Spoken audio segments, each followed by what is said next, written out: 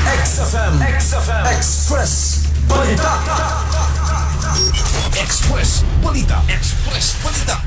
Ting kagol karon sa prisuhan ang usa ka alias pastor 50 anyos human kini nadakpan sa gikasang hot pursuit operation sa kapulisan human gikarnap ang usa ka motorsiklo nga gipanagihan sa LGU Quezon niadtong Domingo sa gabi Hunyo 21, 2026 dito sa Purok 2 Barangay Kipaypayon, Quezon, Bukidnon. Subay niini duha ka empleyado sa LGU Quezon ang nitaho sa kapulisan kalabot sa nahanaw nga motor nga giparking sa luyo sa municipal building sa Quezon. Nadiskubrihan na lang nila alas 10:20 sa gabi nga nawala na ang itom nga Honda XR 150 nga motorsiklo. Matod sa duha ka empleyado nga usa ka pastor ang nakitaan nga nagsuroy-suroy sa mga dapit o gani gibadlong pa kini sa security guard nga on duty sa wala pa ang hitabo. Gilayon nga naglunsad og hot pursuit operation ang mga otoridad. Human nakadawat og impormasyon nga nakitaan ang motorsiklo nga padulong sa barangay Kipaypayon samtang gimaneho sa suspect pasado alas 12:40 sa kadlawon niadtong Lunes, Hunyo 22. Nasikop sa mga pulis ang suspect samtang na-recover gikan sa posisyon niini ang gikarnap nga motorsiklo. Ang suspect ug ang na-recover nga motorsiklo ang nakaron sa kustodiya sa Quezon Municipal Police Station. Mga katropa aron makalikay ta sa sakit nga dala sa pangit nga panahon, tumar perme sa mga food supplements nga gama sa Yes to Health Incorporated. Labi na ang Premium D3 Soft Gel Capsule alang sa nagkayosang Pilipino para sa Pilipinas. Ako sa katropang Michael Carato Ricabo, XFM News.